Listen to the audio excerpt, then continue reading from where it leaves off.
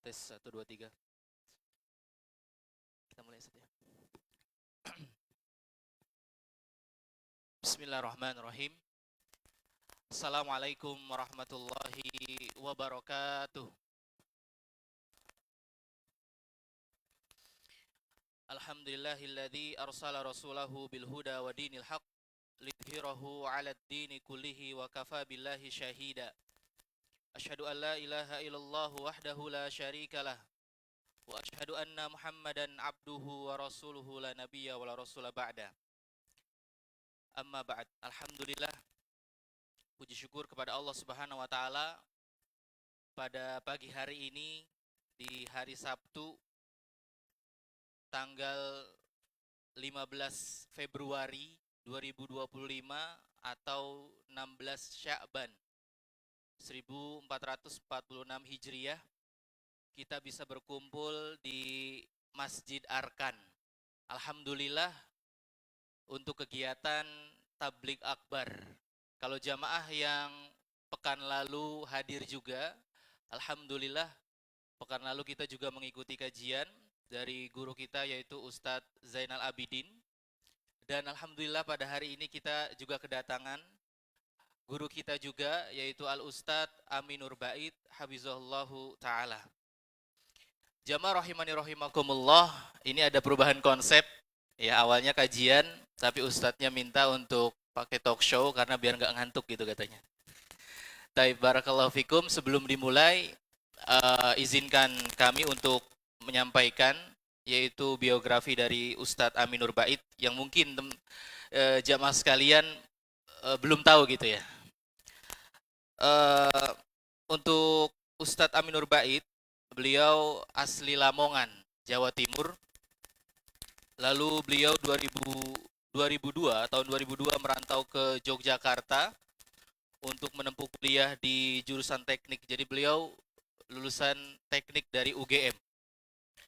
Kemudian pada tahun 2006 lulus dari UGM dan selama 2 tahun bekerja sebagai instruktur di lab analisis radioaktivitas di jurusan teknik nuklir UGM. Masya Allah. Kemudian untuk belajar, beliau pada tahun 2007 mengikuti kuliah S1 jurusan fikih dan usul fikih di Madinah International University. Dan pada 2011 beliau lulus. Lalu untuk fikih dan usul fikih, beliau banyak dipengaruhi yaitu oleh guru beliau yaitu Ustadz Aris Munandar.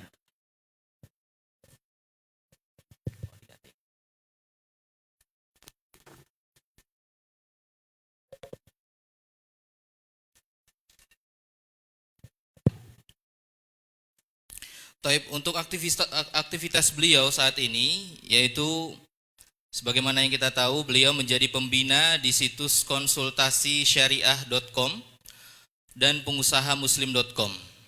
Kemudian sebagai pembina Yufid Network, pembina KPMI yaitu Komunitas Pengusaha Muslim Indonesia, kemudian pembina DPP APSI, Asosiasi Properti Syariah Indonesia, pembina Komunitas Anti Riba IBR Indonesia Bersih Riba, kemudian narasumber KES atau KPMI Entrepreneur School, pendiri dan kepala sekolah SDIT Madinah Islamic Primary School, lalu menjadi pengampu kajian rutin di ANB Channel, pengampu beberapa kajian rutin di kota Jogja dan sekitarnya. Lanjut, di antara karya beliau dalam bentuk buku banyak sekali jamaah, mungkin disebutkan beberapa saja. Yang pertama terkait fikih walimah nikah, ya. Kemudian fikih sholat duha, fikih kurban, doa dan zikir Ramadan, untukmu yang sedang sakit, pengantar fikih jual beli, ada apa dengan riba, dan seterusnya, banyak sekali. Kalau saya pribadi, saya punya buku tentang sholat, yaitu tafsir sholat beliau. Saya punya, yaitu karya Ustadz Aminur Bait. Taib barakallahu fikum, untuk mempersingkat waktu, langsung kita sapa Ustadz kita ini. Masya Allah. Kaifahal Ustadz, Assalamualaikum Waalaikumsalam warahmatullahi wabarakatuh. Ini perdana juga saya ketemu sama Ustadz Amis secara langsung gitu. Baik, barakallahu fikum. Ustadz, bagaimana perjalanan Ustadz dari, kayaknya saya lihat di jadwal Ustadz padat sekali di Bekasi ini Ustadz. Mungkin bisa diceritakan sedikit Ustadz. Jadi ini muter-muter di sekitar Rawalumbu sama Iya. daerah mana Pak? Ini Mustika Jaya Ustadz. Mustika Jaya, nggak keluar-keluar dari situ dari tadi. Masya Allah, Masya Allah. Sibuk banget beliau, Masya Allah. Berkah insya Allah ilmunya Ustadz, waktunya. Barakallahu fiik. Barakallahu fikum. Taib, tadi kita sudah membacakan biografi dari Ustadz. Yang menarik di perhatian saya adalah beliau ini jurusan teknik gitu Ustadz. Lalu melintir ke Ustadz gitu. Itu gimana ceritanya itu Ustadz? Saya jadi penasaran gitu Ustadz. Itu melintir atau melurus itu? Iya, melintir yang melurus gitu Ustadz. Melurus. Taib, gimana ceritanya Ustadz? Mau cerita panjang atau cerita pendek? Gimana jamaah, mau panjang atau pendek? Panjang. Nanti kita ganti tema kalau ceritanya panjang. Taib, Ustadz. Baik, alhamdulillah wassalatu wassalamu ala Rasulillah wa ala alihi wa sahbihi wa mawalah. Wa asyhadu an la ilaha illallah wahdahu la syarikalah wa asyhadu anna Muhammadan abduhu wa rasuluh. Jadi pagi ini konsep kajiannya nggak pakai nyender. Nah, saya nggak nyender sebagaimana jamaah yang lain nggak nyender ya. Betul Ustadz. Jadi kita kuat-kuatan nggak nyender. Karena kursinya kegedean ini nyendernya. Baik. Nah biasanya kan pengisinya nyender, jamaahnya nggak boleh nyender. Nah sekarang kita gantian ya. Kalau ditanya tentang kok bisa yang sebelumnya belajar ilmu umum tiba-tiba belajar ilmu agama, saya kira kondisi seperti ini tidak lebih ekstrim dibandingkan yang dialami oleh para sahabat Nabi SAW. Masya Allah. Mereka sebelumnya musyrik jadi mukmin, itu luar biasa ya. Karena perubahannya berkebalikan. Kalau ilmu umum dengan ilmu agama kan bukan dua hal yang saling bertentangan.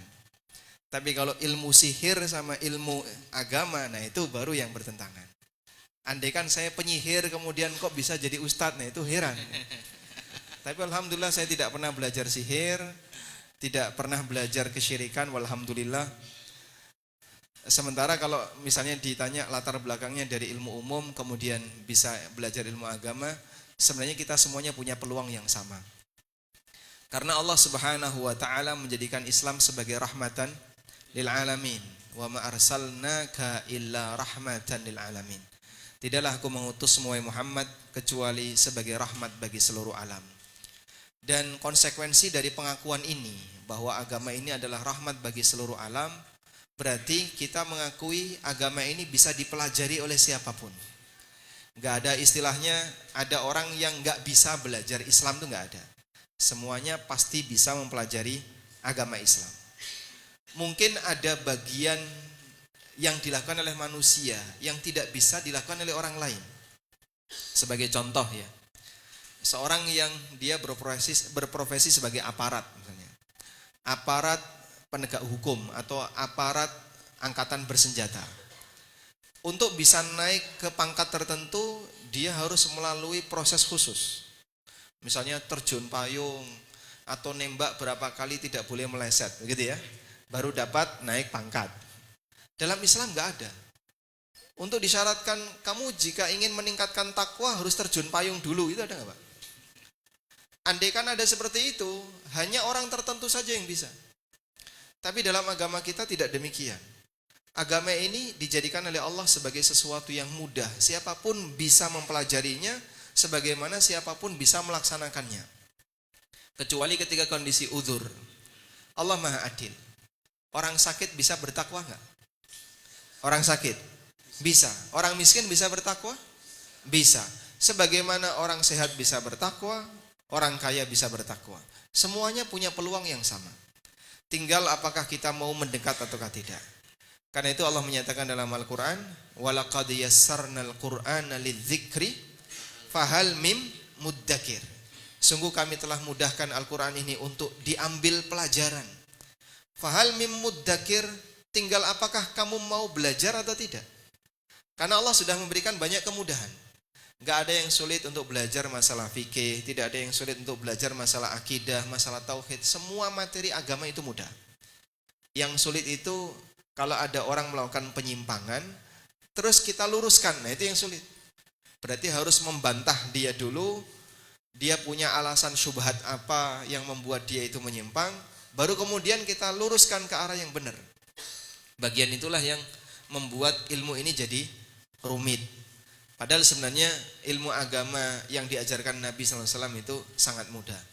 Maka Bapak Ibu sekalian, Anda diprofesi sebagai apapun, dengan latar belakang belajar apapun, punya peluang yang sama sebagaimana Imam Syafi'i, Imam Ahmad, dan para ulama yang lainnya untuk mempelajari ilmu agama ini. Tinggal apakah kita mau menyediakan waktu untuk belajar atau tidak. Alhamdulillah di sini santri ada nggak santri atau siswa Arkan School? Siswa Arkan School ada. Ada ya. Ada. Kelas berapa? Kelas 6. SMP belum ada ya? SMP udah ada. SMP, yang SMP ada SMP. Oh, sedang main futsal. Wali santrinya mungkin ada ya. Wali santri insyaallah banyak. Jadi misalnya saya pengen jadi dokter. Dokter yang paham agama bisa nggak? Bisa? Sangat bisa. Saya pengen jadi insinyur, yang paham agama bisa? Bisa. Sehingga Anda berada di profesi apapun sambil mendalami agama tidak dilarang. Karena tidak ada istilah yang mau belajar agama harus orang khusus, nggak ada. Semua punya peluang yang sama. Demikian pula semua usia punya peluang yang sama untuk mempelajari agama ini. Baik usia anak-anak sampai yang sudah senior. Cuman barangkali sebagian orang yang sudah senior, kadang mereka keberatan untuk belajar serius. Mohon maaf Pak Ustadz, saya sudah tua, jadi saya baru belajar setelah usia tua. Nah dulu Bapak waktu masih muda kemana saja? Tua itu uzur atau tidak? Uzur untuk belajar enggak? Apakah tua itu uzur untuk belajar? Tidak. Walaupun sudah sepuh, sudah senior, itu bukan uzur untuk belajar. Tidak ada istilah dilarang belajar di atas 70 tahun, ada? Nggak ada. Siapapun punya peluang yang sama. Dan bagi saya kegiatan seperti ini sifatnya adalah yang saya tahu saya ingin menyampaikan. Bukan karena saya orang yang berilmu, bukan, tapi apa yang saya tahu saya ingin sampaikan. Semoga saya punya sedikit peran ya untuk bisa berbagi dengan yang lain sebagaimana peran-peran orang-orang soleh masa silam. Kalau kita pengen punya andil menyebarkan dakwah Nabi SAW, Anda bisa tuh jadi bagian dari rantai yang gak putus, yang telah dirajut oleh para ulama. Pusatnya Rasulullah SAW, dilanjutkan oleh para sahabat, lalu para ulama zaman tabi'in, sampai para ulama generasi setelahnya hingga di zaman kita. Nah kalau kita masuk di rantai itu, walhamdulillah, itu kalau kita bergabung di situ. Tapi nggak semua orang sanggup untuk lebih serius ke sana. Maka butuh tekad ya bagi siapapun yang pengen belajar agama lebih serius agar nanti dia bisa bagian dari rantai orang-orang yang mendakwahkan agama ini kepada masyarakat. Wallahu a'lam. Masya Allah, barakallahu fikum, sangat menginspirasi sekali Ustaz. Masya Allah, semoga kita semua bisa lebih fokus dalam belajar agama seperti itu. Insya Allah. Karena itu adalah bagian dari kewajiban Ustaz ya. Ada ilmu wajib dan ada ilmu yang sifatnya anjuran. Betul. Kalau yang ilmu wajib, siapapun nggak boleh meninggalkan. Seperti ilmu tentang tauhid dasar, orang semua harus tahu, Muslim harus tahu. Sehingga nggak boleh ketika ditanya, Tuhanmu ada berapa? Nggak tahu, nah itu nggak boleh. Oh Tuhan saya Esa, dalilnya apa? Harus tahu. Qul wallahu ahad. Minimal seperti itu ya.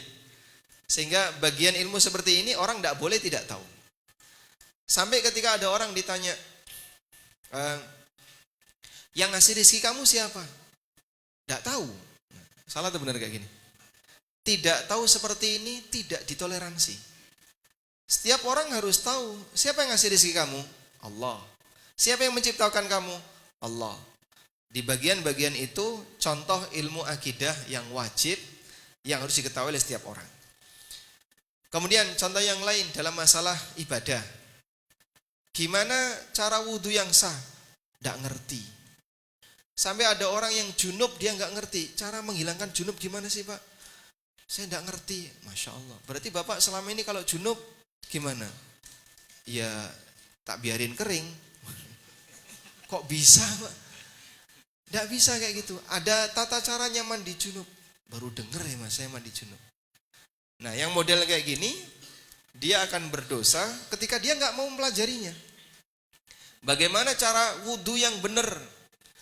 Ngasal aja Pak, yang penting pokoknya basah. Dimulai dari kaki dulu, habis kaki tangan, setelah itu muka, habis itu kepala. Sholat, sah atau tidak? Hah? Kenapa nggak sah? Wudhunya kebalik. Saya ketemu orang kayak gitu di bandara. Beliau berwudhu, cuci tangan, terus cuci tangan sampai siku, habis itu cuci muka, terus cuci kaki, ngusap kepala, sholat. Pak, wudhunya kebalik. Enggak apa-apa. Yang penting kan basah. Bukan yang penting basah. Ada aturannya. Nah, yang kayak gini gimana Pak nasibnya? Jika dia seperti itu selamanya dan dibiarkan saja, enggak pernah ada usaha untuk memperbaiki diri dengan mengenal, dia akan berdosa terus. Bahkan sholatnya batal terus. Bahkan ketika itu saya ingatkan, Bapak wudhunya salah Pak, harusnya kayak gini. Enggak apa-apa, yang penting basah. Dan enggak apa-apa, enggak apa-apa. Enggak apa-apa terus sholat. Ya bukan masalah yang penting sholat, yang penting wudhu. Semuanya ada aturannya. Demikian pula berkaitan dengan sholat. Ada orang takbiratul ihram, habis itu rukuk, terus sujud. Loh kenapa kok rukuk sujud? Daripada bangkit lagi Mas, mindun gaweni. Kan sudah di bawah, sekalian aja langsung turun kan. Sah nggak salatnya? Batal. Kenapa? Dia meninggalkan rukun iktidal. Nah itu contoh orang kalau nggak paham ilmu wajib, pasti dia akan salah dalam melakukannya. Yang bagian seperti ini mungkin alhamdulillah kaum muslim nggak begitu banyak. Tapi dalam masalah zakat masih banyak orang nggak ngerti. Gimana cara bayar zakat yang benar, sehingga dikiranya sudah bayar zakat padahal belum, karena cuma ikut-ikutan. Kalau Anda ingin menjadi orang yang lebih bernilai, jangan jadi orang yang cuma ikut-ikutan. Karena kita tidak ingin hanya jadi ekor. Kalau perlu kita harus tahu kenapa sih saya harus ikut ini. Di saat itulah manusia memanusiakan dirinya sendiri. Manusiakan diri kita dengan mendasari setiap perbuatan kita, saya punya landasan. Wallahu a'lam. Baik, terima kasih Ustaz. Sebelum saya lanjut, saya mau nanya jamaah dulu Ustaz nih. Silakan. Tahu nggak sekarang temanya tentang apa jamaah? Ya ada spanduknya di belakang. Ya, mungkin terbaca di sini. Akan terbaca. Oke, kita akan membahas tentang Ramadan agar sukses Ustaz. Nah, nanti jamaah sekalian boleh bertanya ke Ustaz tapi bentuknya kertas aja. Karena kalau nanti dikasih mic curhat biasanya. Iya. Jadi nanti bentuknya kertas, silakan jamaah sekalian yang mau bertanya silakan menyediakan kertas. Kalau yang ikhwan bisa langsung disampaikan ke depan. Kemudian yang akhwat nanti ada tim kajian, ada kotak khusus untuk pertanyaan dipersiapkan seperti itu. Sebelum ada pertanyaan, saya mau bertanya lagi nih Ustaz. Gini Ustaz, Ramadan ini kan adalah rutinitas setiap tahun Ustaz. Setiap muslim bahkan manusia itu pasti mendapatkannya selama dia masih hidup. Cuman kadang kita memahami bahwa Ramadan hanya berlalu begitu saja, enggak bermakna. Padahal dalam Al-Quran sendiri Allah mengatakan la'allakum tatakun. Kalau kita artikan bertakwa itu artinya menjalankan perintah dengan sebaik-baiknya, meninggalkan larangan sejauh-jauhnya. Cuman rasanya Ramadan kita ini kayak enggak berkualitas gitu. Setelah Ramadan kita kembali ke setelan pabrik gitu Ustaz. Gimana kiat-kiat dari Ustadz nih mungkin agar Ramadan kita itu sukses Ustaz? Seperti itu. Baik, ada satu pernyataan ya. Kathratul imsas tuzilul ihsas. Terlalu sering bersinggungan itu menyebabkan hilang rasa. Contohnya kayak gini. Ada jamaah umroh yang baru pertama kali Pak, dia datang umroh. pertama kali lihat Ka'bah, kira-kira perasaannya gimana Pak? Dia sampai bisa menangis, dia bisa menghayati ketika tawaf, sehingga dia berdoa sambil berderai air mata. Itu jamaah yang baru pertama kali umroh. Yang sudah bolak-balik umroh, nangis nggak? Kenapa? Hah? Udah biasa lihat. Sehingga bagi dia, lihat Ka'bah udah biasa gue. Maka karena dia terlalu sering bersinggungan, sering melihat, sering mendengar, akhirnya jadinya gak ada kesan yang lebih, tidak ada sesuatu yang istimewa, biasa saja. Sehingga saya itu paling senang kalau bawa jamaah pertama kali umroh itu senang. Pertama nurut, ya. Disuruh apapun pasti nurut, karena takut hilang, takut batal dan seterusnya. Sehingga nggak neko-neko. Tapi kalau jamaah yang sudah 5 kali umroh, itu paling sering protes. Nggak terima ini. Tayyib. Ramadan juga kurang lebih seperti itu. Kita sudah menjalani Ramadan sesuai dengan usia yang Allah berikan kepada kita. Sudah menjalani Ramadan berapa tahun Bapak? 36 tahun. 36 kali. Usianya berapa? 36. Berarti begitu lahir sudah puasa ya? Masya Allah. Sakti ini. Jadi kita menjalani ibadah Ramadan selama sekian puluh tahun sesuai dengan usia yang Allah berikan ke kita. Karena sekian sering kali kita bertemu dengan Ramadan, maka bisa jadi suasana itu hilang. Makanya kita perlu menciptakan nuansa yang berbeda. Ada hal berbeda apa sih Ramadan berikutnya ini, biar nanti betul-betul memberikan kesan. Kalau Bapak cuma mengikuti seperti rutinitas kemarin, nggak akan memberikan kesan. Tapi kalau Anda tambah sesuatu yang lebih menarik, yang nggak ada seperti kemarin, barulah kemudian ada tantangan baru. Seperti new challenge, sebuah tantangan baru bagi Anda. Di saat Anda merasa ada tantangan baru, mudah-mudahan Ramadan itu akan lebih berkesan. Misal ya, saya mau coba Mas, tak targetkan Ramadan kali ini saya mau khatam Quran 10 kali. Misal ya, misal. Biasanya berapa kali? Sekali. Sekali misalnya ya. Tapi sekarang mau ditingkatin nih. Jadi minimal 3 kali. Khatam Quran 3 kali. Berarti sehari 3 juz. Imam Syafi'i sehari khatam 2 kali. Malam sekali, siang sekali. Sehingga waktu Ramadan, kata Rabi' bin Sulaiman, kana Syafi'i rahimahullah yakhtimu fi Ramadan 60 marrah. Imam Syafi'i ketika bulan Ramadan menghatamkan Quran 60 kali. Satu hari berapa? 2 kali. Malam sekali, siang sekali. Itu kayak apa Pak? Waktu tidurnya sedikit sekali. Jarang sekali tidur. Sehingga posisi beliau ketika bulan Ramadan, demikian pula para ulama yang lainnya, mereka berlomba-lomba memperbanyak membaca Quran. Nah, barulah ketika ada suasana seperti itu, Anda seperti punya tantangan baru. Saya ingin kayak gitu. Dan itu dimulai dari tekad. Inna dzalika min azmil umur. Sesungguhnya perkara semacam ini hanya bisa diwujudkan bagi mereka yang punya tekad. Kalau nggak punya tekad, nggak punya azam, udahlah kayak biasanya aja. Biasanya kayak gimana? Ya kayak gitu. Ya sudah, nggak ada rasa istimewa.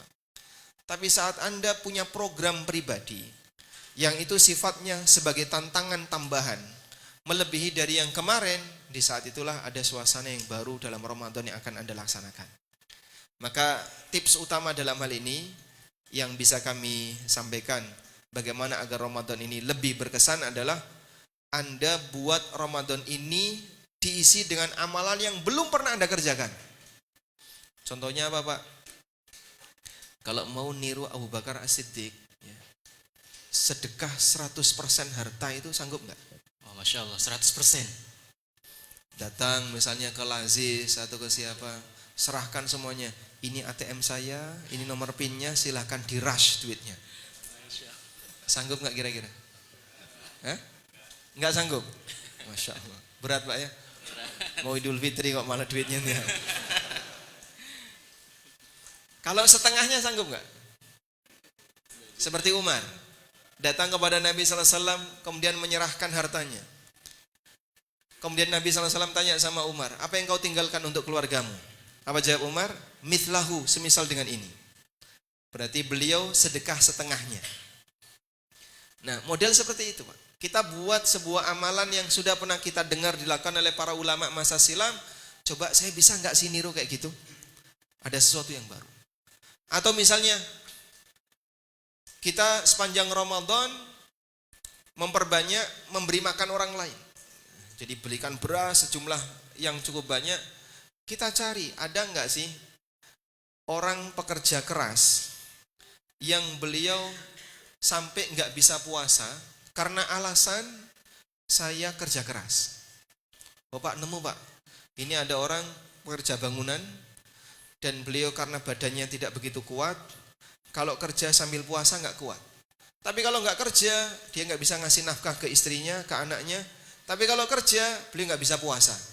Baik, kebutuhan kamu setiap bulan berapa? 3 juta.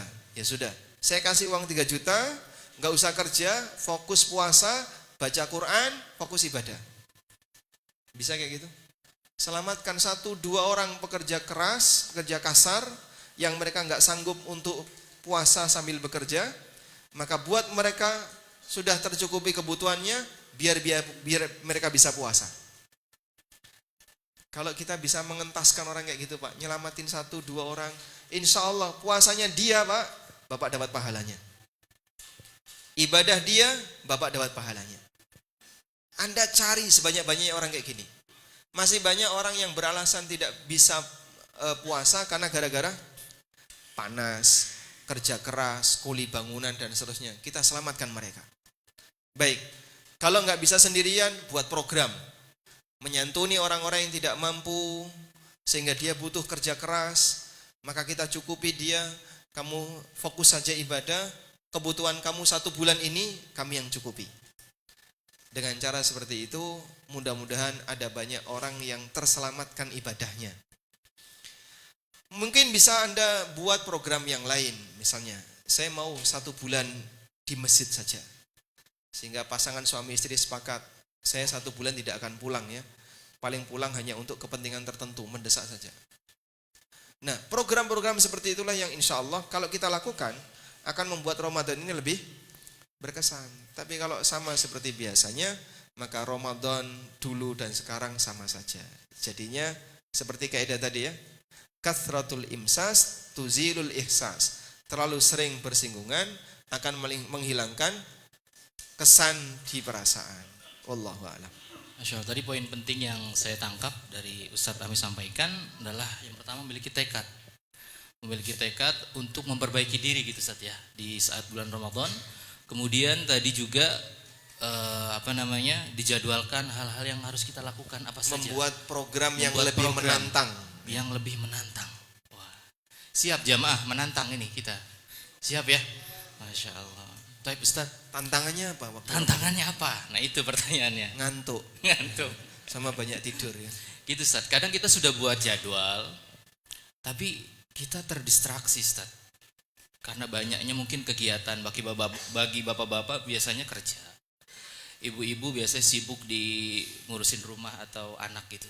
Udah punya jadwal tapi kadang terdistraksi, karena manusia itu kan kadang, kata Nabi SAW dalam hadis riwayat Abu Daud dan sekitarnya dari Ibnu Amr, itu manusia itu kadang bosan Ustaz. Udah dikasih amal aja bosan. Mungkin kalau dari Ustaz tuh agar kita tidak terdistraksi, udah buat jadwal masih terdistraksi juga Ustaz, apa yang harus dilakukan Ustaz? Ya memang kita sendiri kan mengakui kita punya kesibukan ya. Kesibukan di luar Ramadan kita bawa saat Ramadan. Cuman pada saat Ramadan barangkali ada bagian yang perlu Anda kurangi. Jam kerja, oh Pak itu aturan perusahaan, saya tidak bisa ngurangi, misalnya 8 jam. Ramadan tetap 8 jam atau dikurangi? Jadi berapa? Dikurangi setengah jam, jadi 7,5 jam. Alhamdulillah. Setengah jam untuk perjalanan. Sehingga ada posisi di mana Anda mungkin nggak bisa ngurangin. Misalnya jam kerja 8 jam, baik, bagian itu Anda nggak usah ganggu, karena itu kewajiban Anda terhadap perusahaan, sebab Anda sudah terikat dengan akad. Tapi ada waktu pribadi Anda yang bisa dikurangi. Contohnya apa Pak? Istirahatnya dikurangi, kemudian apalagi mainan HP dikurangi, bagian-bagian yang nggak penting-penting dikurangi. Nah, ketika Anda bisa mengurangi bagian-bagian yang nggak penting itu, terus diisi dengan sesuatu yang penting, di saat itulah mudah-mudahan kita masih bisa menyesuaikan dengan program yang sudah kita susun. Saya pingin jam sekian baca Quran, nggak ada yang ganggu. Saya pingin ini baca Quran, nggak ada yang ganggu. Saya pingin sedekah ini sekian, sehingga nanti kalau ada kebutuhan yang lain, ini prioritas, dan seterusnya. Cara seperti itu yang barangkali bisa dilakukan agar apa yang sudah kita rencanakan bisa terwujud. Dan tentu saja jangan lupa memohon pertolongan kepada Allah. Nabi SAW bersabda, ihris ala man yanfa'uka wasta'in billah wala ta'jiz. Bersemangatlah untuk mendapatkan apa yang bermanfaat bagimu dan mintalah pertolongan kepada Allah. Karena sebatas modal semangat tapi tidak tawakal bahaya. Sehingga Nabi SAW ajarkan, iringi semangat kamu dengan tawakal. Gabungan dua ini akan menghasilkan effort yang luar biasa. Wallahu a'lam. Baik, barakallahu fikum. Kita masih menunggu pertanyaan dari jamaah, Ustaz. Tapi ada yang nitip pertanyaan lewat WA nih. Saya izin bertanya tadi dari teman. Afwan Ustaz, terkadang saya mengizinkan kawan-kawan ketika istirahat untuk bermain game ya, atau sejenisnya dengan ketentuan kerjaan yang ada sudah diselesaikan terlebih dahulu. Mohon sarannya seperti apa? Ini bulan Ramadan atau di luar Ramadan? Sepertinya di luar dan di dalam bulan Ramadan ini berlaku. Gitu. Mengizinkan kawan-kawan main game. Ya, mungkin dia atasan. Oh, maksudnya beliau pemilik perusahaan. Gitu. Kalau sekiranya main game itu game yang mubah. Game mubah itu misalnya apa game mubah ini? Apa ya? Ada yang tahu. Tebak ayat Al-Qur'an. Tapi enggak ada game. Tapi enggak. Atau game yang mubah yang sifatnya hanya game-game ringan dalam rangka biar enggak buntet pikirannya, insya Allah masih ditoleransi. Tapi ada game yang mungkin bisa dijadikan sebagai alternatif dan itu lebih ke gerakan fisik.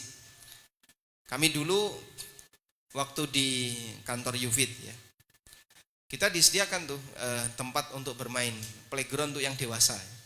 Isinya panah, kemudian ada kolam ikan ya. Nah, sehingga kalau misalnya bosan ngedit video, ada programmer yang udah buntet pikirannya ke belakang, terus latihan mana atau apa gitu. Jadi yang ringan-ringan seperti itu, lebih ada gerakan fisik.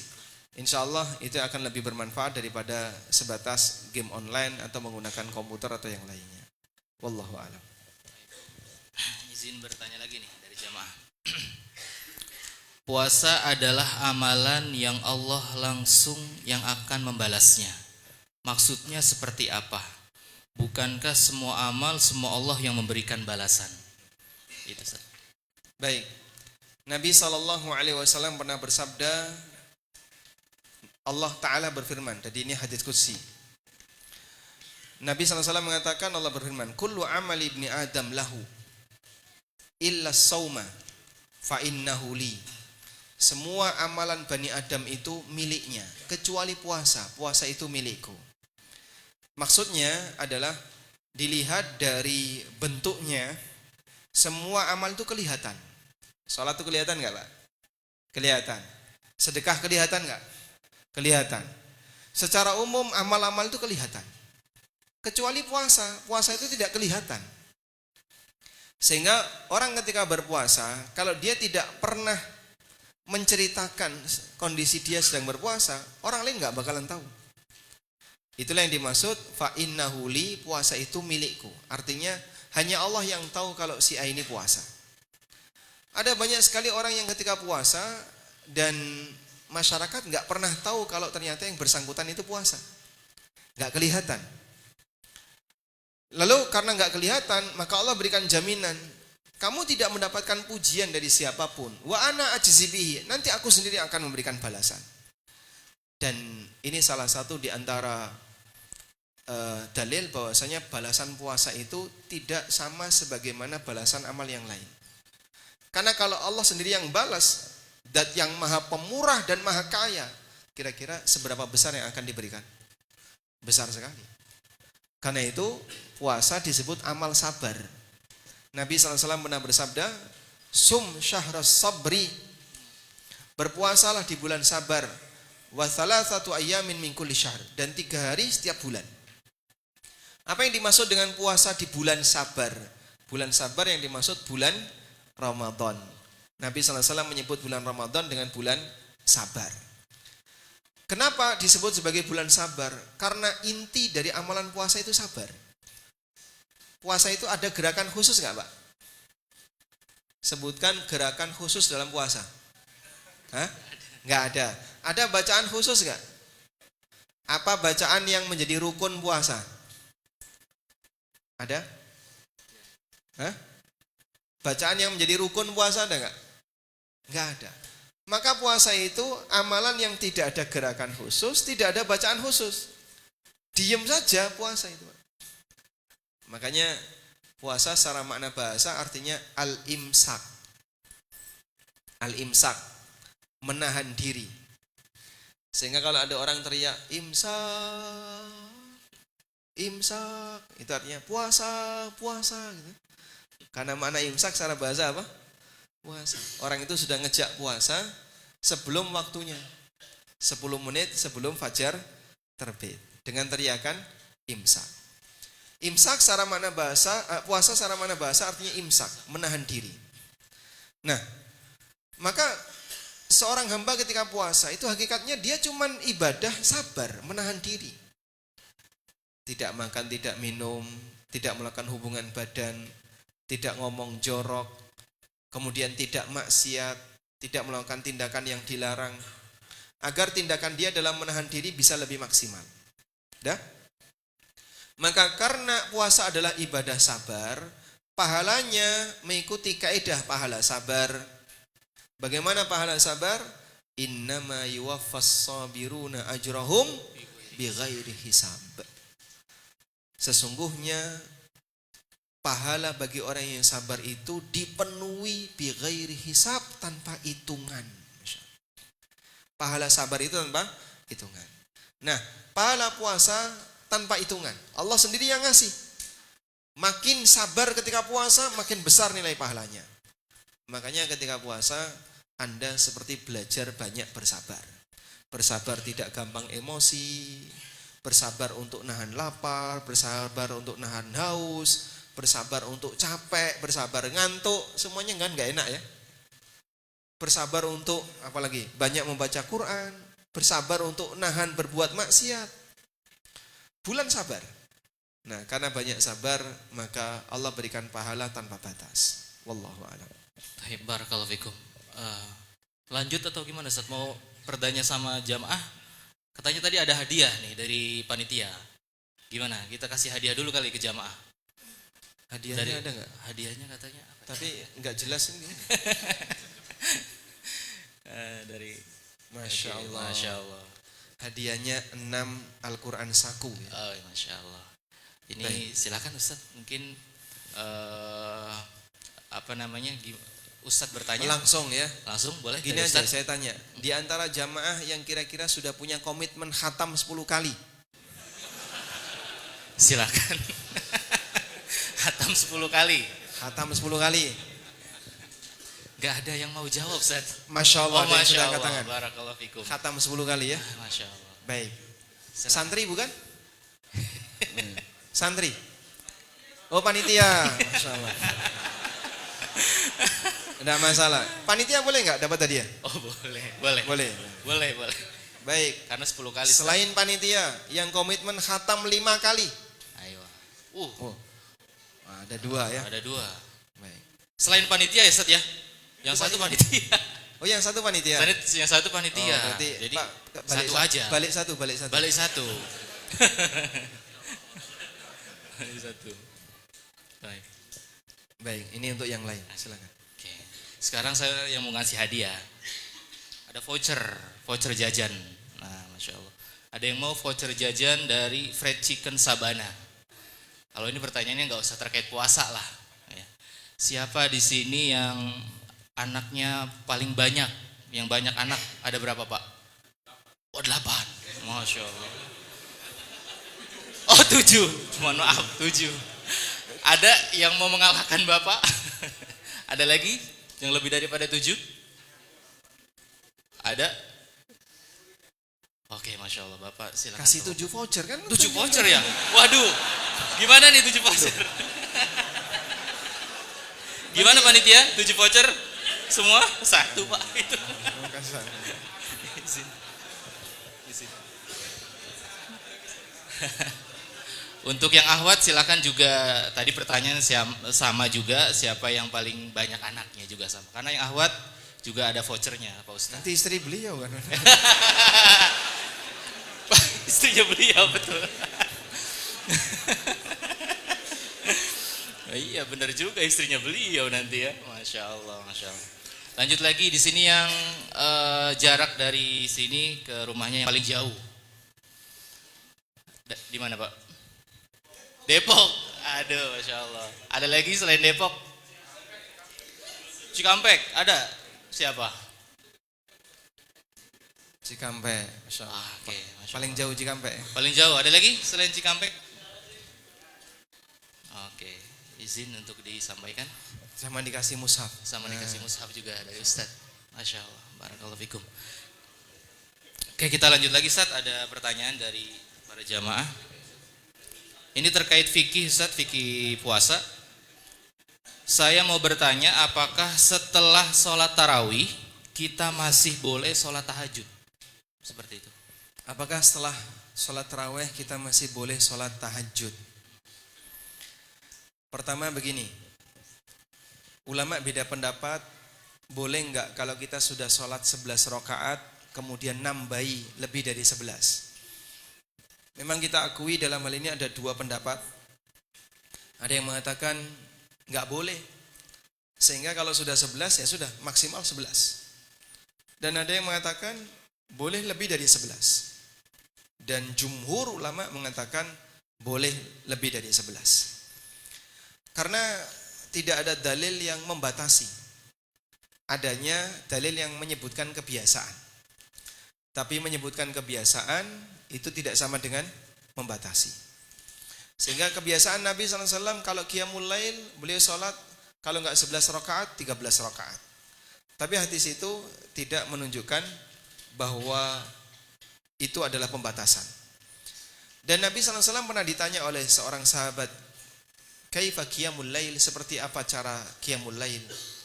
Lalu Nabi SAW bersabda, qiyamul laili mathna, salatul laili mathna mathna, fa idza khasya ahadukumus subha falyusalli salatan wahidatan tutiru lahu ma qad shalla. Salat malam itu 2 rakaat 2 rakaat. Kalau khawatir nabrak subuh, maka kerjakan 1 rakaat sebagai witir untuk semua salat yang dia kerjakan. Dan ini menunjukkan bahasanya boleh lebih dari 11. Karena 2222 sampai berapa? Rasulullah SAW tidak menyebutkan batasan. Sehingga insya Allah boleh sholat lebih dari 11. Pembahasan berikutnya, boleh enggak Pak sholat lagi setelah witir? Kalau tadi kan pembahasan masalah jumlah ya. Sekarang pembahasannya boleh enggak sholat lagi setelah witir? Witir itu bukan pembatas sholat. Kami tidak menjumpai adanya dalil yang mengatakan bahwa kalau sudah sholat witir dilarang sholat. Tidak ada. Karena itu para ulama menegaskan boleh sholat lagi setelah witir. Hanya saja mereka beda pendapat. Pendapat yang pertama, bagi orang yang sudah witir di awal malam, lalu pengen sholat lagi, maka dia sholat 1 rakaat. Diniatkan sebagai penggenap dari witir yang dia kerjakan di awal malam. Misalnya dia sholat 11 rakaat di awal malam, jam 8 udah selesai. Terus bangun jam 2:30. Saya mau tahajud. Maka sebelum tahajud, sholat dulu 1 rakaat. Diniatkan menggenapkan witir dia di awal malam tadi.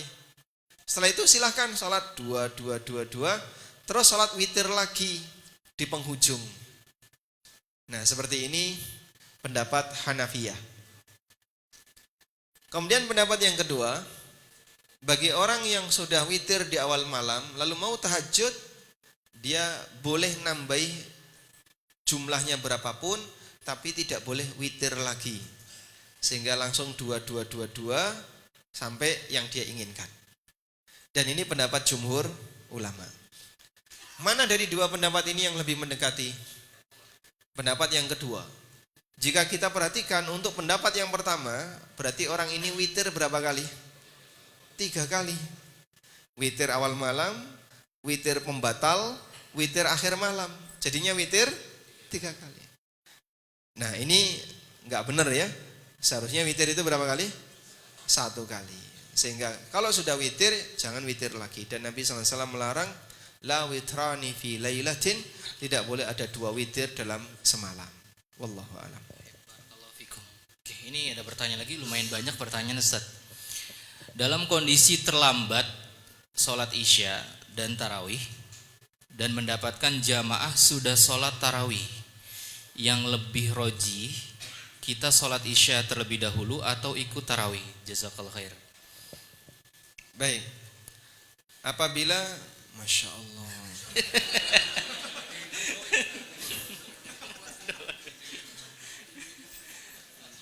banyak sekali. Sampai jam berapa Ustaz kira-kira? Enggak, ini nanti kertasnya bisa dikilo sama panitia. Bagi orang yang terlambat datang ke masjid, jamaah sudah sholat tarawih, sementara beliau belum sholat isya, apa yang harus dilakukan?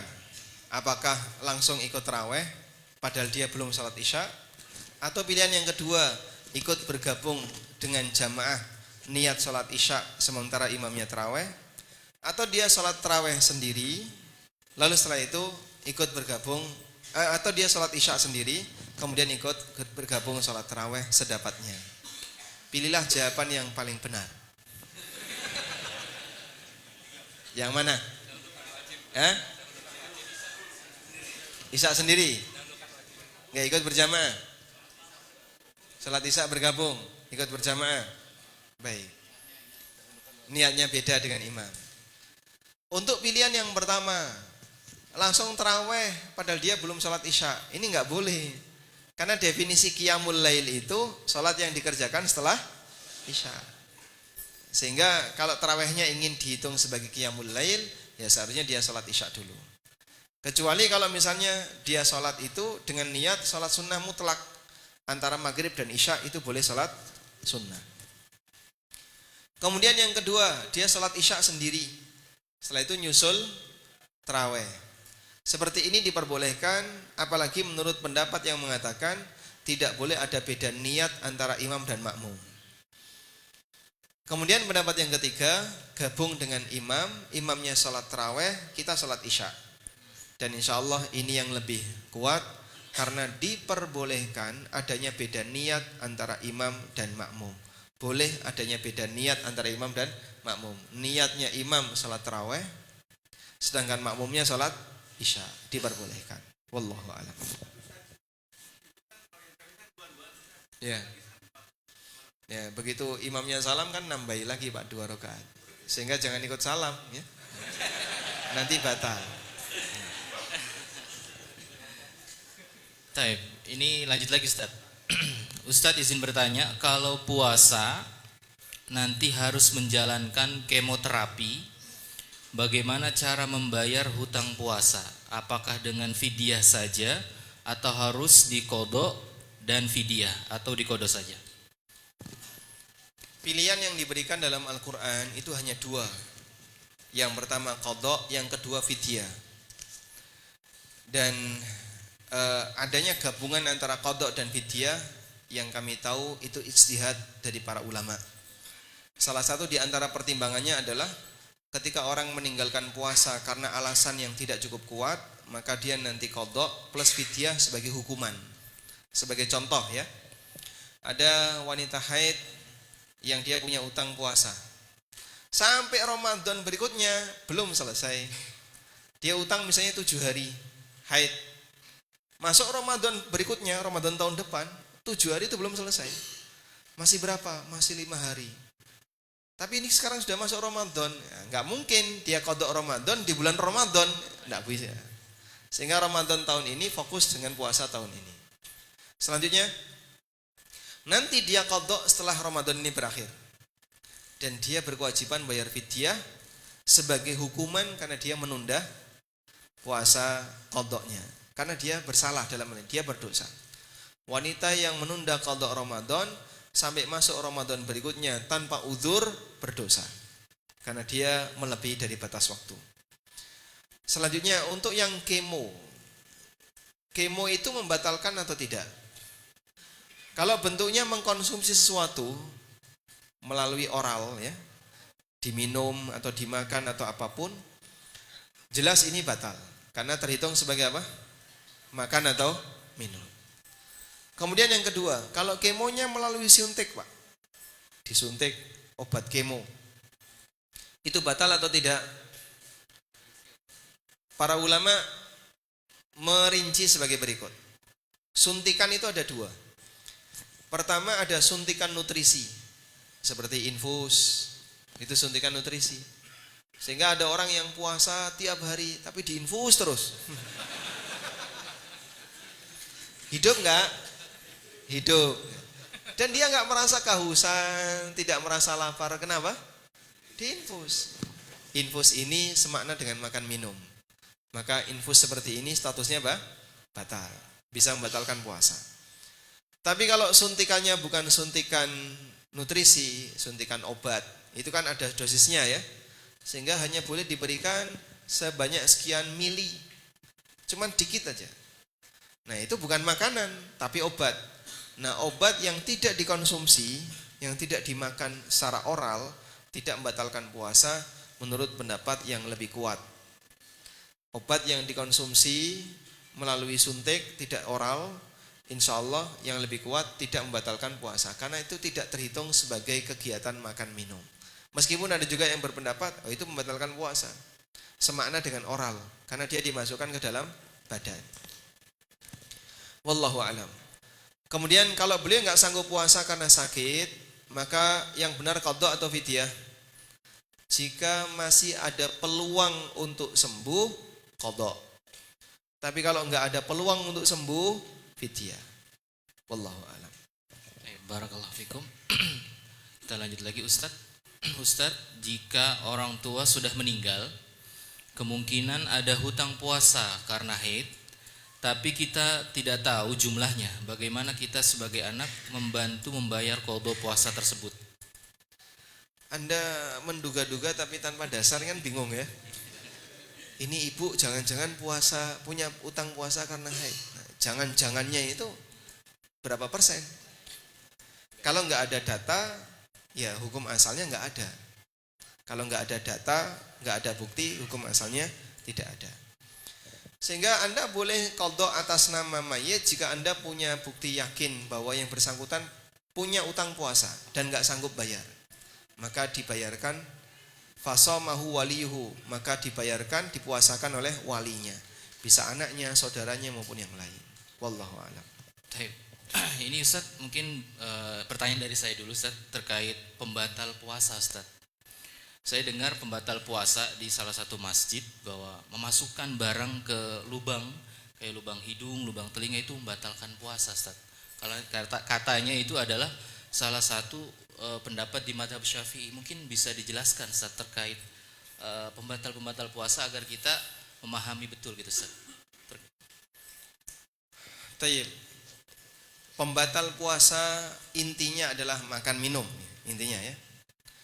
Dan pembatal puasa yang bentuknya makan minum ini Allah sebutkan dalam Al-Qur'an, wa kulu washrabu hatta yatabayyana lakumul khaytul abyadu minal khaytil aswadi minal fajr.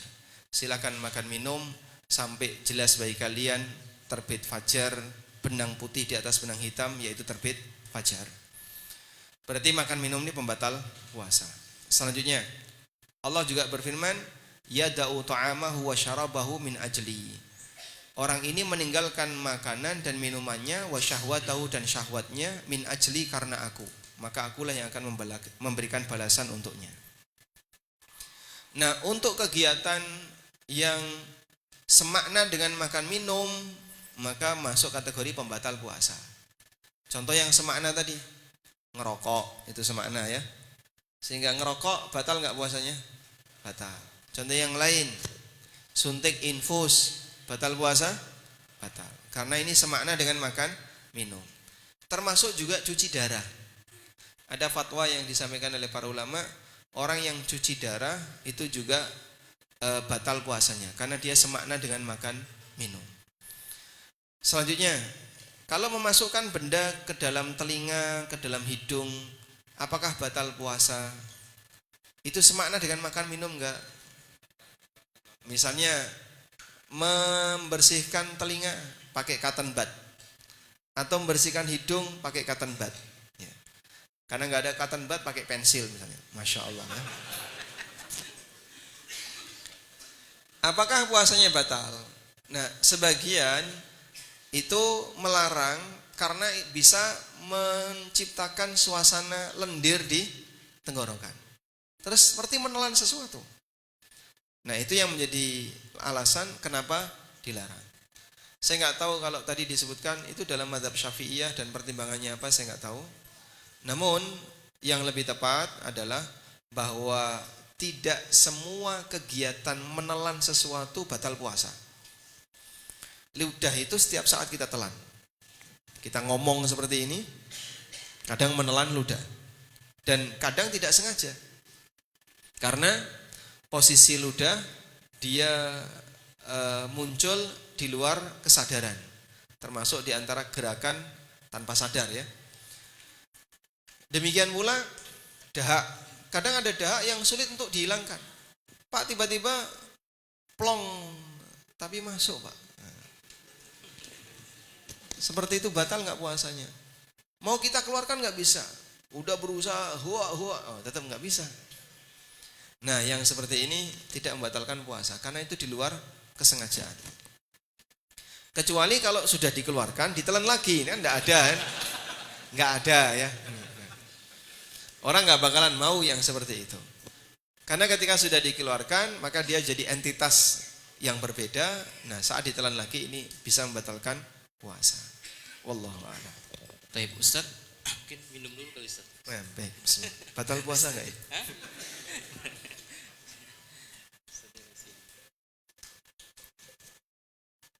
Ini lumayan banyak Ustaz, mau dibacakan semua Ustaz, selesaikan.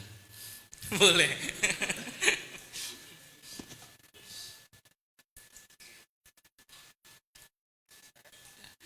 Ustadz izin bertanya, adakah kiat dan doanya agar bisa menguatkan tekad untuk bisa membaca Al-Quran dengan baik sesuai target saya?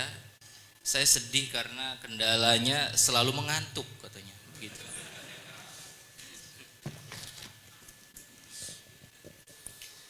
Iya, kita ini boleh dibilang gawan bayinya belum hilang. Yang paling banyak tidur itu siapa Pak? Bayi. Akhirnya dibawa sampai gede Pak. Sampai gede itu nggak hilang-hilang, ngantuan, seneng tidur. Sehingga metabolisme fisik kita itu mengajak kita untuk malas-malasan. Para ulama masa silam kadang kalau kita membaca biografinya itu, Masya Allah, kok kuat ya orang kayak gini. Contoh ya Pak, wudu isya dipakai sholat subuh, itu gimana Pak? Wudu isya dipakai sholat subuh, berarti dari isya sampai subuh nggak batal, nggak ngentut, nggak ke toilet, dan tidak tidur. Karena kan tidur termasuk pembatal wudu, tidur terlelap termasuk pembatal wudu. Sehingga beliau wudu isya dipakai sholat subuh karena nggak tidur semalaman. Seperti kebiasaan Imam Malik, kebiasaan Abu Hanifah, demikian pula Imam Syafi'i kadang melakukan seperti itu. Subhanallah, jika kita lihat biografi mereka, ini badannya apa nggak sakit? Imam An-Nawawi rahimahullah itu pernah tidak tidur dengan meletakkan punggungnya, selama kalau nggak salah 2 atau 3 tahun. Jadi tidurnya itu di meja. Duduk di meja, belajar, ngantuk, tidur di situ. Nanti kalau ngelilir, bangun, nyalain lampu, nyatet lagi. Belajar terus. Selama kurang lebih 2 tahunan. Tidak pernah tidur meletakkan punggung di tanah, itu nggak pernah. Beliau bertekad untuk seperti itu selama sekian tahun, fasara imaman, sehingga beliau menjadi imam. Maka kita kenal buku-bukunya Imam An-Nawawi itu banyak sekali dan rata-rata jadi referensi. Hampir semua masjid punya Riyadhus Shalihin. Hafalan hadis dimulai dari Arba'in Nawawi. Dalam masalah fikih madhab, beliau jadi rujukan dalam madhab Syafi'i. Di bidang ilmu yang lain, Imam Nawawi selalu hadir. Maka ada orang yang kayak gitu. Demikian pula yang dialami oleh Syekhul Islam Ibnu Taimiyah. Dan masih banyak ulama yang lainnya. Makanya kalau ada orang yang bilang tidurnya orang puasa itu ibadah, ini paham menyesatkan. Mana ada ulama yang senang tidur itu? Nggak ada yang seperti itu ya.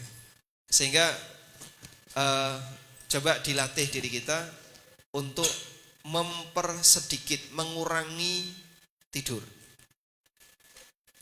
Gunakan waktunya untuk sesuatu yang produktif. Bapak tiap hari tidur berapa jam? 5? Masya Allah, 5 ya. 8 jam. Itu kepanjangan ya. Kalau bisa dikurangi. Maksimal kalau bisa yang sudah dewasa 6 jam. 6 jam. 5 jam.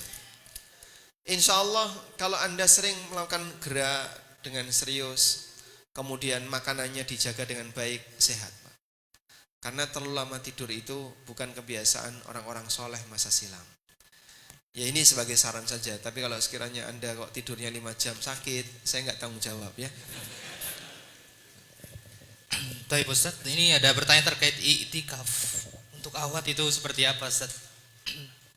I'tikaf untuk akhwat boleh dengan syarat berada di tempat yang aman, tidak ikhtilat, kemudian tidak mengganggu konsentrasi lawan jenis.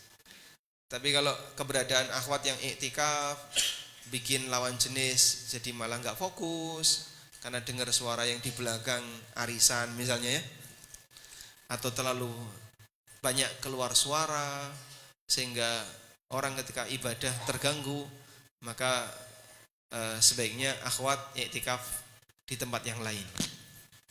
Dan pastikan tidak perlu safar. Kalau safar harus ditemani mahram.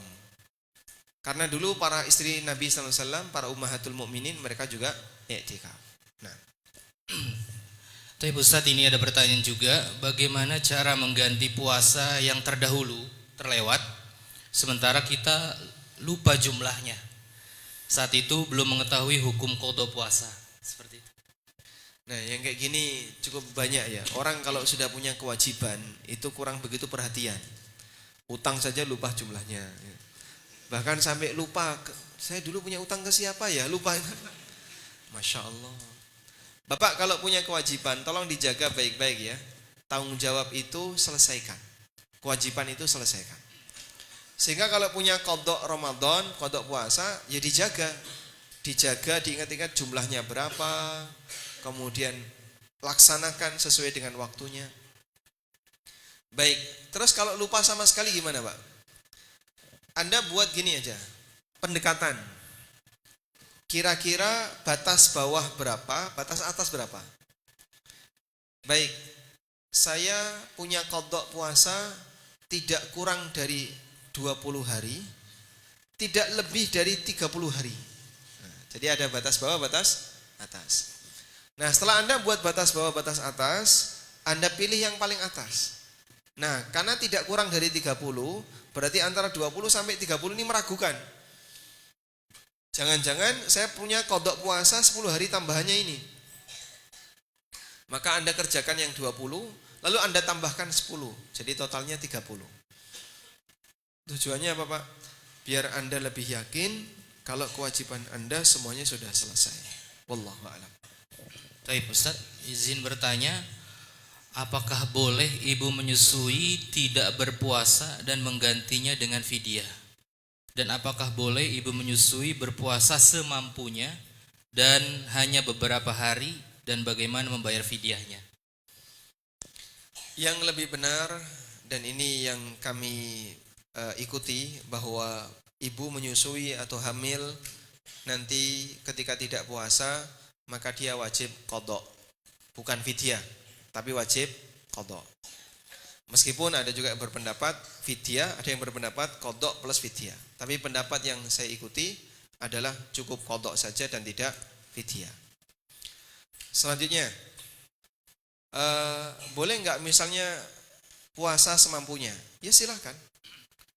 Anda bisa puasa misalnya 3 hari puasa sambil menyusui. Setelah itu kok lemes badannya, bahkan bayinya pucet jadi biru misalnya, maka Anda jangan teruskan, karena ini bisa berbahaya.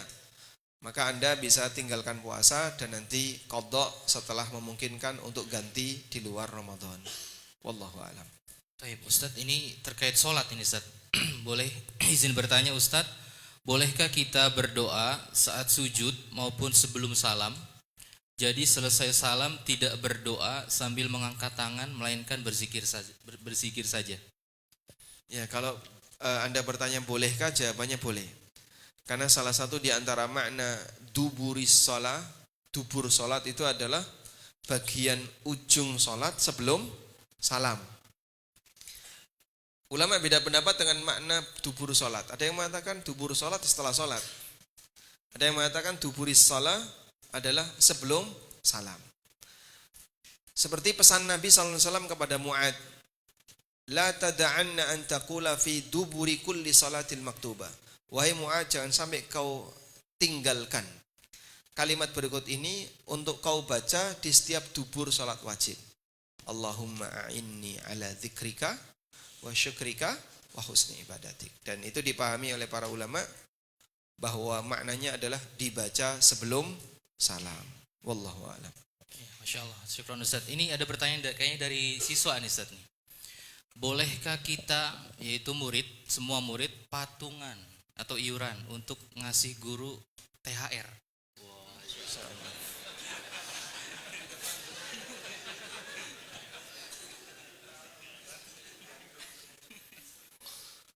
Bolehkah siswa patungan untuk ngasih guru THR? Guru di kelas itu. Kalau ngasih guru seperti ini dilarang keras. Larangannya keras-keras ya. Terus caranya gimana Pak biar boleh? Kasihkan ke sekolahnya. Kenapa nggak boleh dikasih guru langsung? Bahaya. Karena ini menyangkut masalah kasih sayang guru, perhatian guru, bahkan sampai nilai guru. Kelas A sering ngasih hadiah, kelas B nggak pernah ngasih hadiah. Terus gurunya memberikan respon yang berbeda. Nah itu nggak boleh. Makanya tolong wali santri ya, jangan memberikan hadiah langsung ke guru, karena itu merusak suasana pendidikan. Anda kalau mau ngasih hadiah, silakan kasih hadiah ke sekolah. Selanjutnya wewenang sekolah yang akan membagikan hadiah itu sesuai yang diinginkan oleh sekolah. Wallahu a'lam. Ini Ustadz, banyak sekali pertanyaan terkait qadha atau fidyah ini Ustadz dari Umahat. Berulang-ulang pertanyaan ini, mungkin bisa dijelaskan Ustadz, yang boleh qadha, yang fidyah itu seperti apa Ustadz? Baik, kita berikan kaidah umum ya. Puasa ini termasuk ibadah yang di situ ada ketentuan bagi yang mampu. Makanya Allah Subhanahu wa taala memberikan keringanan, faman kana maridhan aw ala safarin fa'iddatun min ayyamin ukhar wa 'alal ladzina yutiqunahu fidyatun ta'amu miskin. Barang siapa yang sedang safar atau dia sedang sakit, maka dia hitung fa'iddatun, maka dia hitung berapa hari dia tidak puasa, min ayyamin ukhar, kemudian dilakukan di hari yang lain, sehingga dia nanti berpuasa di hari yang lain, alias qadha. Wa 'alal ladzina yutiqunahu, dan bagi orang yang yutiqunahu fidyatun ta'amu miskin. Yutiqunahu ini ditafsirkan oleh sebagian dengan yutawwikunahu, yang keberatan untuk melakukannya. maka dia bayar fidyah. Nah, berdasarkan hal ini, maka pembagian orang yang tidak puasa ada dua. Tidak puasa karena uzur sementara, seperti safar, sakit yang ada peluang untuk sembuh. Ini uzur sementara. Maka untuk yang seperti ini diqadha. Untuk yang kayak gini diqadha. Yang kedua, meninggalkan puasa karena uzur abadi, nggak bisa dihilangkan. Kenapa kok nggak puasa? Beliau ini simbah-simbah sudah tua sekali. Kalau puasa sakit. Nah terus, ya sebenarnya beliau sehat, tapi kalau dipakai puasa nggak sanggup, karena sudah terlalu tua. Maka dalam kondisi itu, apakah boleh qadha? Nah, tua ditunggu makin, kalau tua ditunggu makin, ya sudah, sekarang mungkin belum sanggup ya. Kita tunggu ya, barangkali nanti setelah ini makin kuat. Tua kok ditunggu makin kuat. Maka karena beliau uzurnya sudah tua sehingga nggak sanggup, nanti ketika Ramadan, ketika dia sudah di luar Ramadan, boleh dibayarkan fidyah. Wallahu a'lam. Baik Ustaz, barakallahu fikum. Masih ada waktu setengah jam lagi Ustaz. Kita lanjut lagi Ustaz. Alhamdulillah. Alhamdulillah. Masya Allah. Coba tanya jamaahnya. Tanya jamaahnya mau lanjut atau cukup?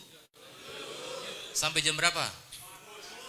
Zuhur Ustaz. Subuh. Subuh lagi. Kasihan ustadznya jamaah. Ini ada pertanyaan lagi. Afwan izin bertanya, tanda-tanda diterimanya puasa Ramadan kita setelah Ramadan itu gimana tanda-tandanya? Tanda-tanda diterimanya amal kita. Kita kalau berbicara tentang masalah amal, ada dua kriteria yang perlu dibedakan. Ada kriteria sah, ada kriteria diterima. Bisa membedakan ya? Yang pertama apa tadi? Sah. Yang kedua, diterima. Sah itu yang kayak gimana Pak? Amal terhitung sah jika dia memenuhi ketentuan. Syaratnya dipenuhi, rukunnya dipenuhi, tidak melakukan pembatal. Maka pada posisi ini status amalnya sah. Baik, oleh karena itu, amal yang sah bisa dinilai sendiri oleh manusia. Sehingga orang bisa menilai kira-kira amal saya ini sah atau tidak. Sebagai contoh ya. Masya Allah. Coba yang ngantuk siapa? Yang ngantuk? Angkat tangan yang ngantuk. Kita tanya ya. Baik, Bapak tidak ngantuk? Tidak. Bapak tadi salat subuh ya? Alhamdulillah. Yakin nggak Pak salat subuhnya Bapak sah? Hah? Apakah Bapak yakin salat subuh Bapak sah? Yakin? Yakin ya? Baik. Boleh nggak kita menilai seperti itu Pak? Saya yakin salat subuh saya sah. Boleh, bahkan harus. Karena kalau masih ragu, ulangi. Sebab sah itu penilaian dohiriyah, lahiriyah. Jadi saya lihat, saya sudah memenuhi semua rukun syarat sholat, saya tidak melakukan pembatal sholat, berarti sholat saya sah. Baik. Yang kedua diterima. Untuk yang kedua ini tidak ada yang tahu kecuali Allah. Sehingga siapapun manusia tidak ada yang tahu. Sampai pun Nabi Ibrahim alaihissalam pada waktu beliau meninggikan Ka'bah, beliau banyak berdoa kepada Allah. Gimana kalimatnya? Rabbana taqabbal minna innaka antas samiul alim. Wa idh yarfa'u Ibrahimul qawa'ida minal baiti wa Ismailu Rabbana taqabbal minna. Ingatlah ketika Ibrahim dan Ismail meninggikan Ka'bah. Mereka berdoa, Rabbana taqabbal minna. Ya Allah, terimalah amal kami. Ini Ibrahim alaihissalam. Yang amalnya kita bisa pastikan Ibrahim masa enggak ikhlas. Yang kedua, sesuai perintah Allah. Yang ketiga, amalnya mendirikan Ka'bah, luar biasa. Coba Bapak kalau diajak undangan kerja bakti renovasi Ka'bah, kira-kira Anda mau enggak? Hah? Mau? Wow, langsung berangkat. Biayanya berapa biar saya ikut renovasi Ka'bah? Andai kan ada informasi Pak Ka'bah mau direnovasi butuh biaya sekian gitu, Anda silahkan nyumbang. Itu nggak mungkin sampai 5 menit tutup itu sudah. Karena semangat orang yang cinta kepada Ka'bah. Tapi Ibrahim alaihissalam dalam situasi seperti itu, beliau berdoa kepada Allah, Rabbana taqabbal minna, ya Allah terimalah amal kami. Dan ini menunjukkan bagaimana semangat para nabi agar amalnya diterima. Nah, untuk yang kedua ini tidak ada yang tahu kecuali Allah, maka dukung dengan doa. Karena tidak tahu, dorong dengan doa. Sehingga selesai beramal, perbanyaklah mohon kepada Allah agar Allah Ta'ala mengabulkan amal kita, menerima amal kita. Terus kalau kita lihat cirinya di mana, Pak? Tidak ada yang tahu. Katanya seperti ini, yaitu teori, indikator saja, tapi memastikan tidak bisa. Misalnya, katanya kalau habis Ramadan terus makin baik, makin ini amalnya diterima. Yaitu salah satu indikator. Tapi kita nggak bisa memastikan. Makanya kita hanya bisa mengharapkan, mudah-mudahan ini tanda amalnya diterima. Mudah-mudahan tanda amalnya diterima, memastikan atau tidak? Tidak. Dan ada perkataan para ulama, wa jazaul hasanati al hasanatu ba'daha.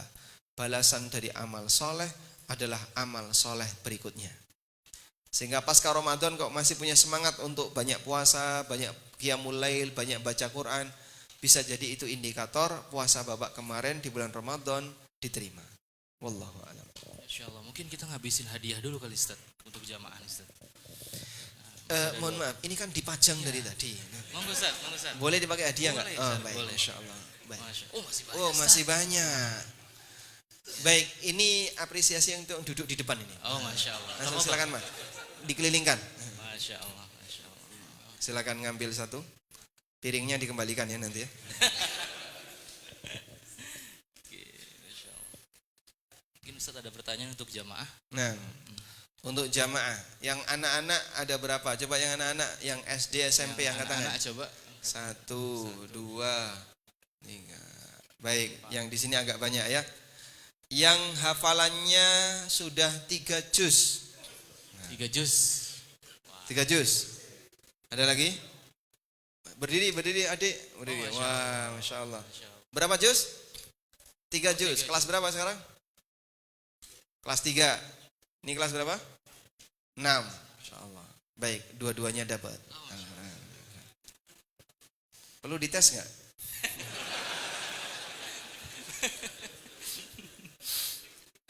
Mungkin silakan. Hah? Lagi.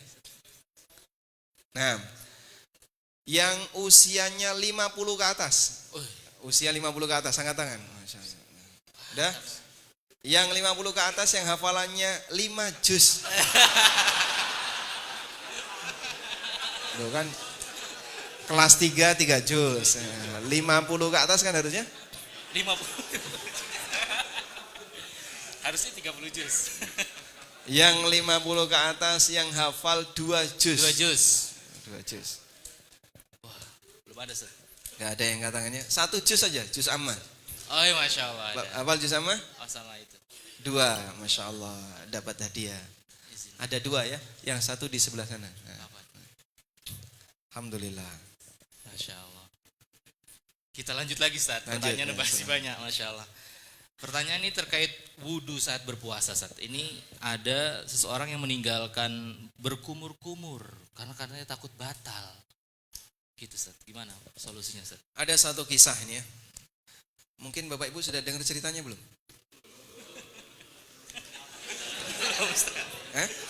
Oh, belum diceritain. Jadi suatu ketika Umar bin Khattab radhiyallahu anhu datang kepada Nabi SAW saat sedang puasa. Halaktu ya Rasulullah, aku binasa ya Rasulullah. Wa madak, ada apa dengan kamu? Inni hasyastu faqabbaltu imraati. Tadi syahwatku naik, lalu aku mencium istriku. Berarti puasaku batal. Kemudian Nabi SAW tanya sama Umar, Ara'aita lau tamatmatta. Wahai Umar, menurut kamu, kalau kamu berkumur hukumnya gimana? Ya tidak batal. Maka demikian pula ketika kau mencium istrimu. Kalau seorang suami mencium istrinya, tapi tidak sampai kebablasan, tidak sampai keluar mani, atau tidak sampai lanjut hubungan badan, batal nggak puasanya? Tidak. Meskipun dalam kondisi syahwat. Meskipun dalam kondisi penuh syahwat. Tapi dalam posisi itu sang suami tidak batal puasa. Hal yang sama juga berkumur. Orang berkumur kalau tidak sampai ditelan, puasanya batal enggak? Tidak. Karena ketika berkumur, apa yang terkena di permukaan mulut bagian dalam, ini tidak terhitung sebagai minum. Terus habis berkumur, Pak, apakah perlu dikeringkan pakai tisu atau pakai... Subhanallah, enggak perlu ya. Begitu Anda buang air itu, selesai. Sudah dianggap tidak menyisakan apapun. Karena airnya sudah dibuang. Ketelan ludah dan seterusnya, oh jangan-jangan ketemu kecampuran air tadi, Pak. Itu semuanya was-was setan. Itu semuanya was-was setan. Sehingga begitu Anda sudah membuang air kumur, sudah selesai. Habis itu kok misalnya ada ludah yang ketelan dan seterusnya, anggap seperti tidak ada apa-apa. Wallahu a'lam. Ustadz, ini ada pertanyaan tapi di luar tema. Ustadz, saya seringkali ditagih hutang budi sama orang lain yang pernah berbuat baik kepada saya. Saya harus bagaimana menanggapinya? Ya, memang berterima kasih kepada manusia itu salah satu di antara tanda orang yang pandai bersyukur kepada Allah. La yashkurullaha man la yashkurun nas. Orang tidak akan bisa bersyukur kepada Allah bagi siapa yang tidak bisa bersyukur kepada manusia. Dan kita diajarkan dalam Al-Quran, wala tansawul fadla bainakum. Janganlah kalian melupakan jasa baik orang lain kepada kalian. Sehingga seorang muslim itu paham tentang utang budi, ngerti tentang balas budi. Itu muslim. Karena itu Nabi SAW, sebagaimana kata Aisyah, kana Nabi SAW yaqbalul hadiyah wa yuthibu 'alaiha. Nabi SAW itu menerima hadiah dan beliau membalas hadiah itu. Maka orang ngasih hadiah ke kita, menerima itu penghargaan bagi yang memberi hadiah. Sehingga Anda dikasih hadiah walaupun kurang begitu berarti ya, Anda terima sebagai bentuk penghargaan kepada siapa? Yang memberi. Jangan lihat bentuk hadiahnya, terima. Setelah Anda terima, nanti Anda mau manfaatkan atau tidak ya terserah. Dan Nabi SAW punya kebiasaan setelah menerima hadiah, beliau memberikan balasan. Sampai ada satu ketika seorang sahabat yang melayani Rasulullah SAW, menatakan tempat tidur, menyiapkan air dan seterusnya. Dan ini ketika safar. Disiapkan kebutuhan Nabi SAW oleh sahabat ini. Selesai, lalu Nabi SAW bertanya kepada sahabat ini, Sal, silahkan kamu minta apa? Silahkan minta apa? Karena sudah melayani. Apa jawaban sahabat ini? Beliau minta melemani Rasulullah SAW. Murafaqataka fil jannah. Aku ingin bisa menemani Anda di surga. Awa ghaira dzalik, ada enggak permintaan yang lain? La huwa dzak. Cuman itu ya Rasulullah. Kemudian Nabi SAW mengatakan kepada sahabat ini, fa'inni ala hajatika bikasratis sujud. Oleh karena itu, kalau demikian, bantu aku untuk mewujudkan harapanmu dengan memperbanyak sujud. Baik. Kalau Bapak ketemu Nabi SAW, lalu ditanya oleh beliau, andaikan ya, Anda ketemu Rasulullah SAW lalu ditanya sama beliau, Bapak pengen apa? Kira-kira Anda ngomong apa, Pak? Hah? Ya Rasulullah, doakan saya ya Rasulullah, biar sukses ini, biar sukses ini. Doakan ya Rasulullah, biar saya sembuh ini, saya sembuh ini. Mungkin permintaan kita hanya seputar masalah dunia. Minta didoakan oleh Nabi SAW. Saya minta syafaat ya Rasulullah. Ini sahabat, permintaannya tinggi sekali. Minta apa kamu? Saya ingin menemani Anda di surga. Nah, menemani Nabi SAW di surga. Nabi SAW sampai tanya, ada enggak yang lain? La huwa dzak, cuman itu ya Rasulullah. Idzan fa'inni 'alaika bikasrati sujud. Kalau begitu bantu agar bisa terwujud keharapanmu dengan banyak sujud. Sehingga sahabat ini jadi orang yang rajin sholat, rajin sujud. Tayyib. Oleh karena itu dalam hal ini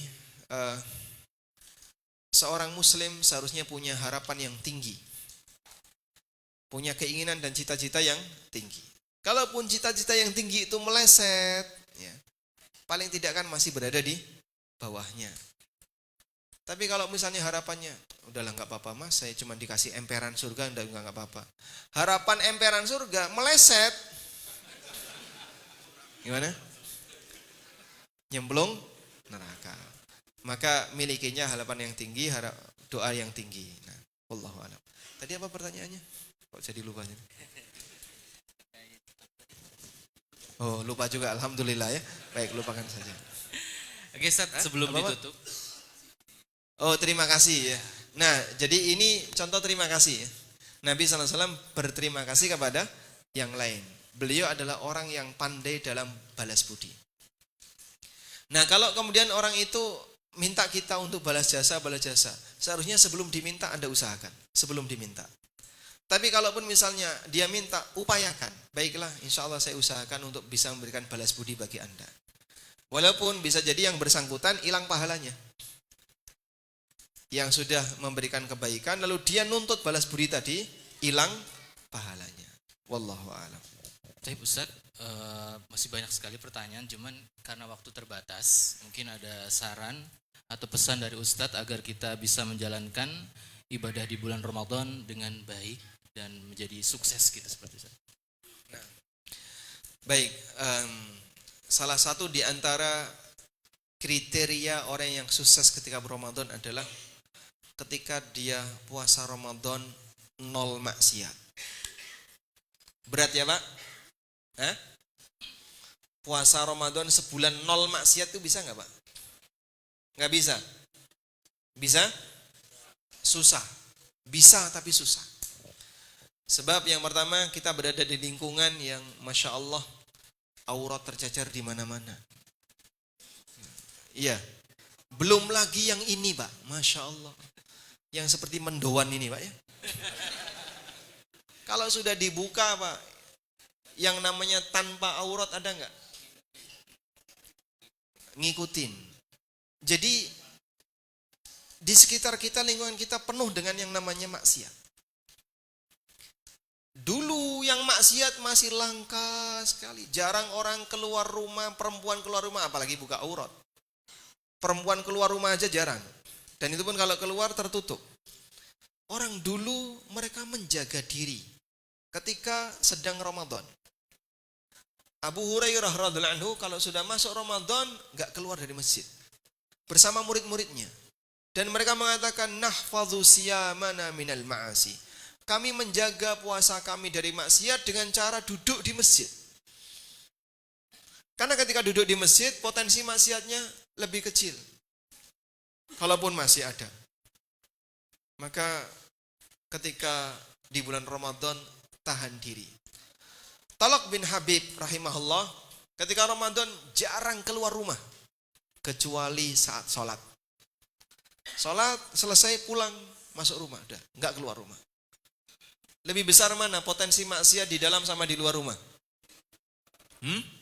Di luar.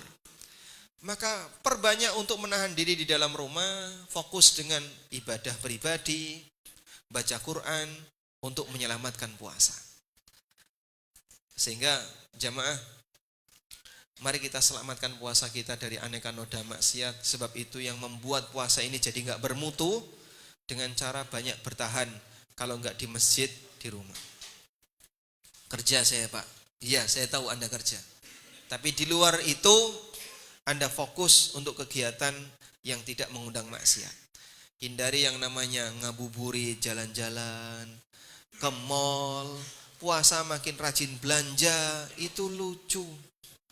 Seharusnya kalau pas puasa lebih banyak diam. Tapi Pak saya butuh sembako, mau saya bagikan. Siapkan sebelum Ramadan. Jadi kalau memang serius mau bagi-bagi sembako, mau beramal dengan memberikan sesuatu, hadiah, hampers kepada yang lain, Anda siapkan kapan? Sebelum Ramadan. Nah mumpung masih ada 15 hari, enggak sampai ya? 14 hari, mumpung masih ada sekian belas hari, jika memang butuh untuk nyiapin itu, segera selesaikan sebelum Ramadan. Wallahu a'lam. Demikian, semoga bermanfaat. Wassallallahu ala nabiyyina Muhammadin wa ala alihi wa sahbihi wasallam. Wa akhiru da'wana anil hamdulillahi rabbil alamin. Wassalamualaikum warahmatullahi wabarakatuh. Waalaikumsalam warahmatullahi wabarakatuh.